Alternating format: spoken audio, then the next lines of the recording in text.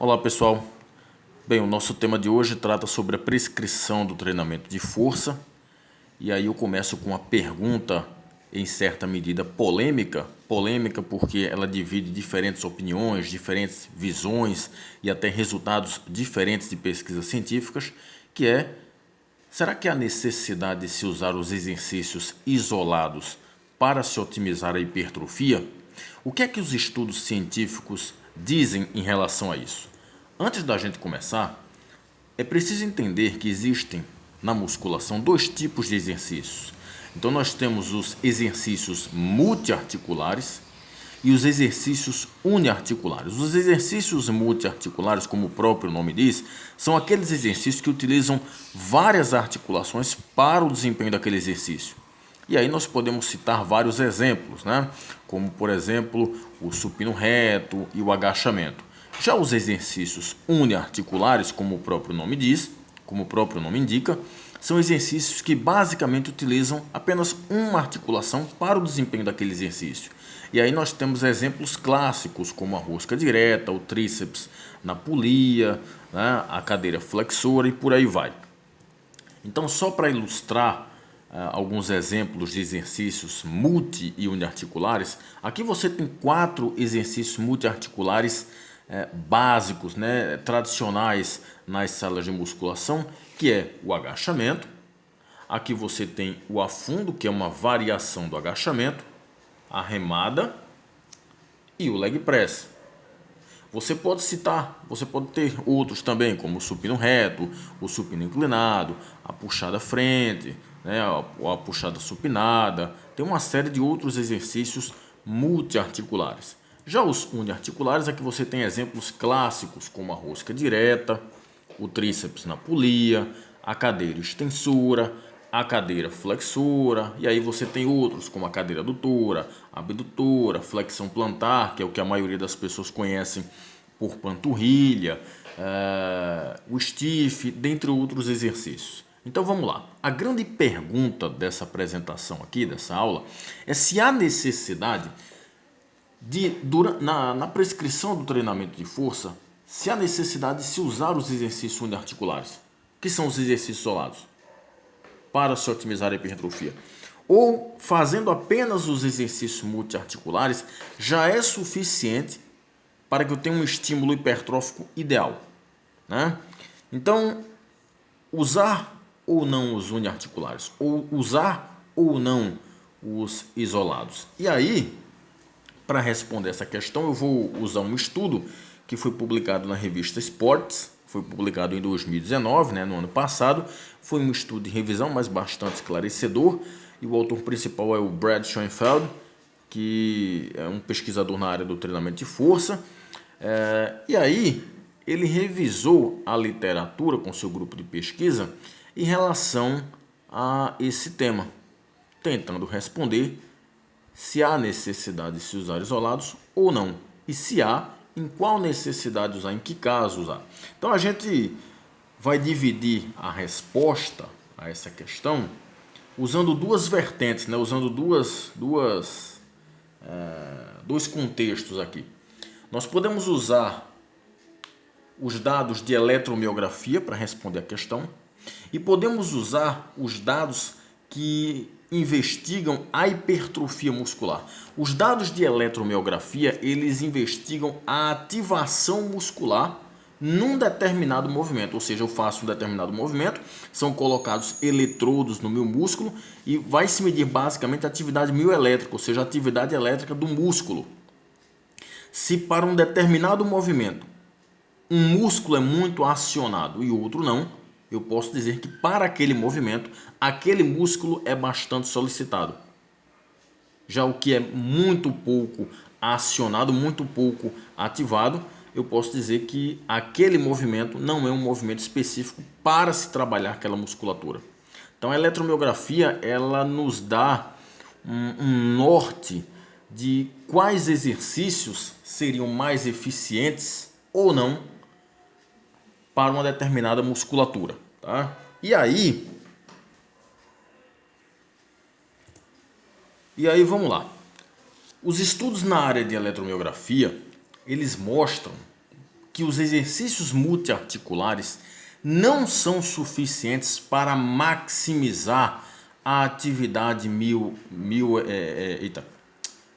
Os estudos na área de eletromiografia mostram que os exercícios multiarticulares não são suficientes para maximizar a atividade eletromiográfica para certos músculos em certos casos. Então, os dados de eletromiografia mostram que, em determinadas situações, há necessidade de se utilizar exercícios uniarticulares, que há necessidade de se usar exercícios isolados. Então, os multiarticulares, na maioria dos casos, não são suficientes para ativar a cadeia muscular como um todo, né? A cadeia muscular que está sendo exigida naquele exercício.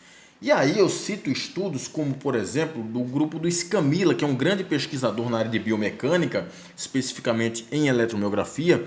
Então eu cito aqui o Scamilla, o Eben em 2009 e o Wilk em 96, onde eles observaram que durante o agachamento e o leg press, os isquiotibiais, que são os músculos posteriores da coxa, têm a ativação muscular marcadamente reduzida.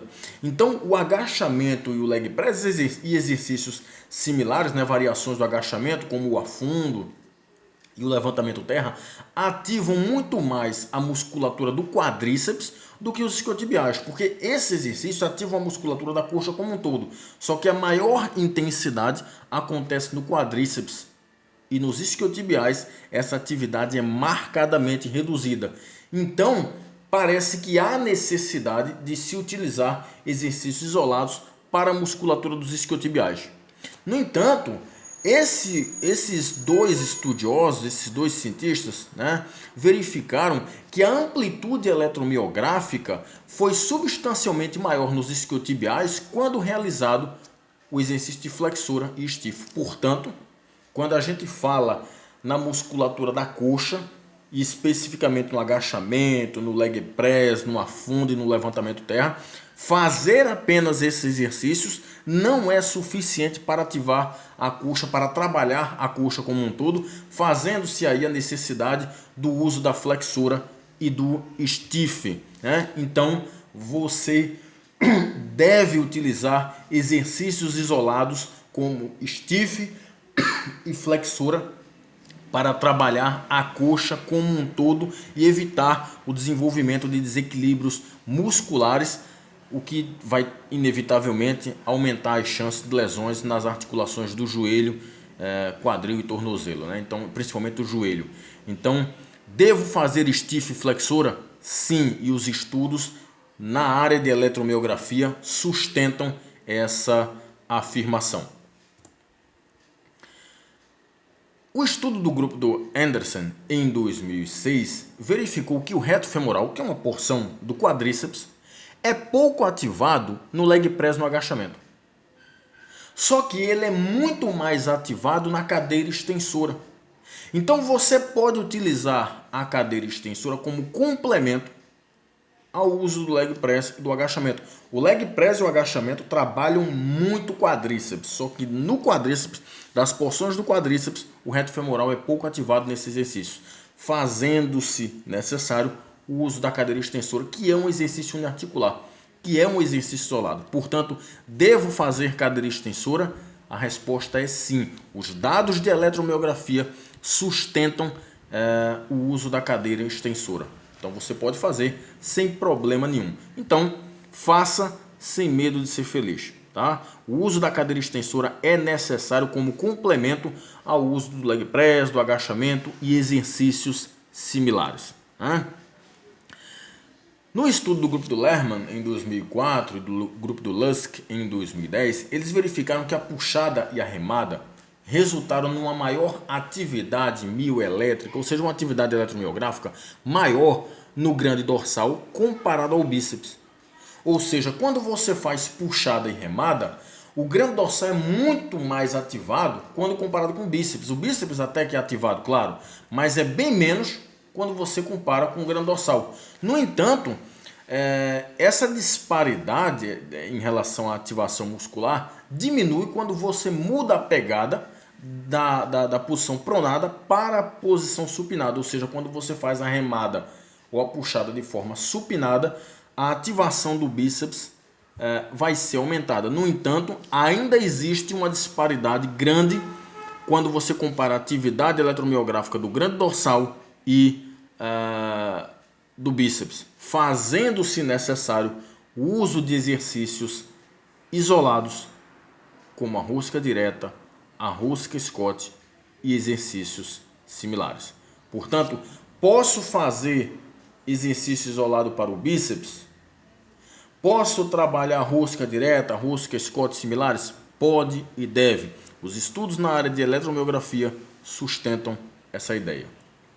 Agora vamos para os estudos que investigaram hipertrofia muscular, ou seja, você pega um grupo de indivíduos, submete a um determinado protocolo de treinamento durante algum tempo, né, 1 mês, 2 meses, 3 meses ou até mais, e verifica antes e depois a hipertrofia muscular em determinado músculo. Né? São protocolos de treinamento, ou melhor, são protocolos de estudo longitudinais, né? Onde eu acompanho ali durante um tempo relativamente prolongado, né? Acompanho o antes e o depois.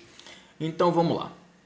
Nós temos aqui uma série de estudos do grupo do Barbalho, do Matheus Barbalho, que é aluno do programa de pós-graduação lá da Universidade Federal do Goiás. Ele publicou uma série de estudos em 2018 e 2019, usando homens e mulheres jovens destreinadas e homens e mulheres jovens treinados. E esses estudos eles duraram uma média de 8 semanas, ou seja, 2 meses. E ele verificou resultados diferentes dependendo do nível de treinabilidade dos indivíduos. Por exemplo, quando a gente fala em homens jovens destreinados, ou seja, indivíduos que não têm experiência em musculação, ele verificou aumentos mais significativos na circunferência do braço flexionado quando havia combinação de exercícios multiarticulares mais uniarticulares.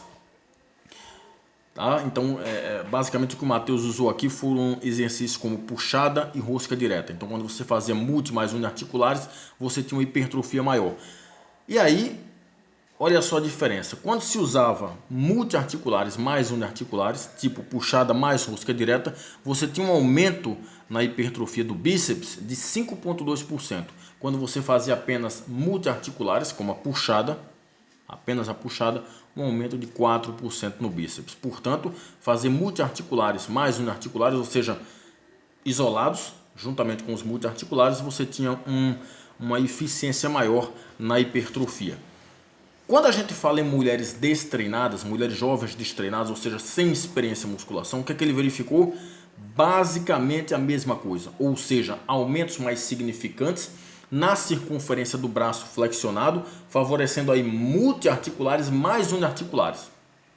E aí, o que é que ele verificou? Mesma coisa, mesmos exercícios, puxada e a rosca direta. Então, quando as mulheres faziam multiarticulares mais uniarticulares, elas tinham um aumento na hipertrofia do bíceps de 4,4%. E quando elas faziam apenas multiarticulares, um aumento apenas de 3,5%, mostrando aí a necessidade de se usar isolados para homens e mulheres destreinados. Então parece que o Matheus Barbalho mostrou que quando a gente é destreinado, se faz a necessidade do uso de exercícios isolados juntamente com multiarticulares. No entanto, o mesmo Matheus Barbalho, quando usou mulheres treinadas, ou seja, mulheres com experiência em musculação, ele verificou similares aumentos na circunferência do braço flexionado para multi mais uniarticulares e apenas multiarticulares, ou seja, tanto faz usar multi mais uni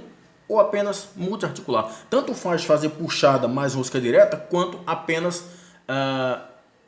puxada. Vai dar na mesma coisa. Por exemplo, quem usou apenas multiarticulares teve um aumento na hipertrofia do bíceps de 1,5%.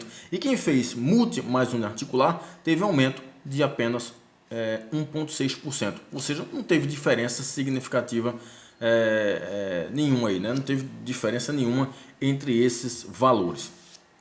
Em relação a homens treinados, o que é que ele observou? E aí não foi só o grupo do Barbalho que publicou estudos em 2019, né, no ano passado, mas também o grupo de Franca que publicou estudos nesse tema em 2015. O que é que eles observaram?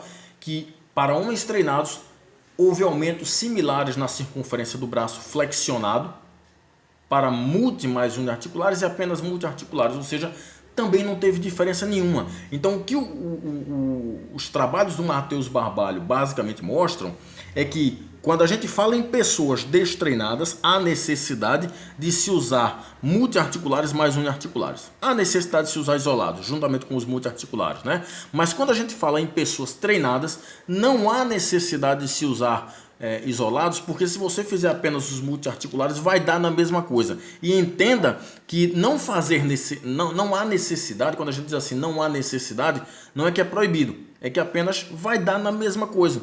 Então você pode fazer apenas os multiarticulares e vai economizar tempo, porque em termos de hipertrofia, vai dar na mesma coisa, né? Já os trabalhos do grupo do Paulo Gentil em 2013, que inclusive é orientador do Matheus Barbalho, ele usou 29 homens destreinados, portanto sem experiência em musculação, e colocou esses indivíduos para fazer um grupo fazia exercícios multiarticulares, né, puxada e supino, e o outro grupo fazia multiarticulares mais uniarticulares, ou seja, além de fazer a puxada e o supino, faziam também a flexão de cotovelo, que era a rosca direta, mais extensão de cotovelo, que seria o tríceps na polia. Eles faziam 3 séries de 8 a 12 repetições, 2 vezes por semana durante 10 semanas, que dá 2 meses e meio. O que é que o Paulo Gentil verificou? Que ambos os grupos aumentaram significativamente a espessura muscular de forma semelhante. Então, tanto houve aumento significativo na hipertrofia, quanto esses aumentos foram de forma semelhante. Então, os multiarticulares tiveram um aumento aí de 6,5%.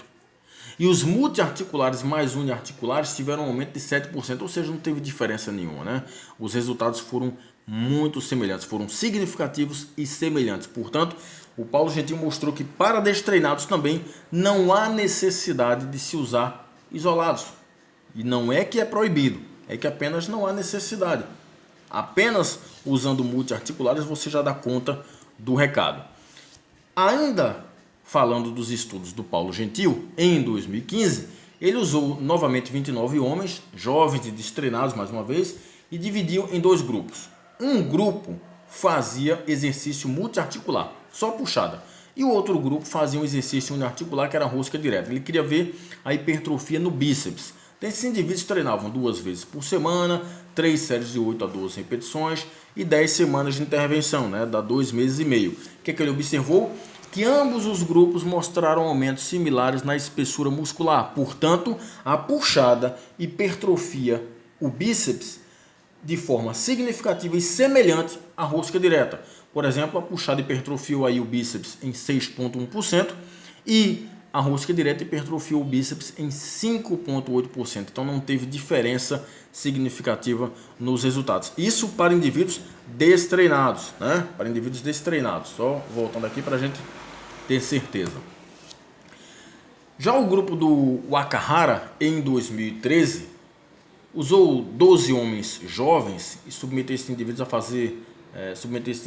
ao exercício supino reto 3 vezes por semana durante 12 semanas, né, dá 3 meses, e mediu a hipertrofia desses indivíduos, né, do tríceps, através de ressonância magnética, que é o padrão ouro para se medir hipertrofia. E o que é que o Wakahara verificou? Que o crescimento do tríceps variou ao longo do local medido, ou seja, dependendo do local onde você vai medir a hipertrofia do tríceps, esse local hipertrofiou mais ou menos. No caso aqui desse trabalho, ele hipertrofiou significativamente mais na porção média. Na porção proximal e distal, ele não hipertrofiou de forma significativa, fazendo-se necessário o uso de exercícios isolados, como o tríceps na polia.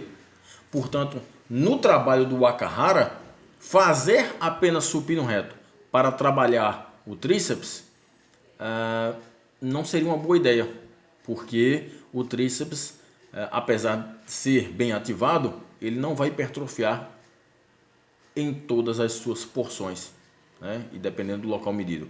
Então, o uso de isolados se faz necessário. Então, observe que, dependendo do músculo que a gente estiver falando, Dependendo do nível de treinabilidade do indivíduo, pode haver a necessidade do uso de exercícios isolados ou não. Quando a gente fala em membros inferiores, fazer apenas agachamento, leg press, afundo e levantamento terra não dá conta de trabalhar a coxa como um todo. Eu preciso de exercícios isolados como a flexora e o stiff para trabalhar na mesma intensidade a musculatura dos isquiotibiais. Fazer apenas leg press e agachamento ainda assim não trabalha o quadríceps como um todo, porque o reto femoral não é tão bem ativado, havendo a necessidade do uso da extensora, que é um exercício isolado. Porque aí sim eu vou trabalhar o reto femoral de forma satisfatória. Em relação aos membros superiores, os estudos não são convergentes, né? Eles divergem em relação aos seus achados. No entanto, tem um ponto a se falar sobre essa história. A maioria dos estudos investigou basicamente o bíceps. E dependendo do músculo em que você fala, pode haver necessidade de isolados ou não, né? Então, quando a gente fala em membros superiores, especificamente no bíceps, alguns estudos mostram que há necessidade dos isolados, como a rosca direta, outros estudos mostram que não há necessidade e que a puxada dá conta do recado.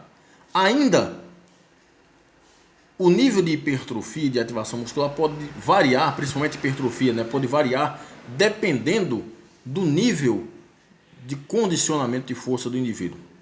De forma que indivíduos treinados, pelo menos nos estudos do Matheus Barbalho, não tem necessidade de fazer exercícios isolados. Então só a puxada ou a remada já daria conta do recado, né?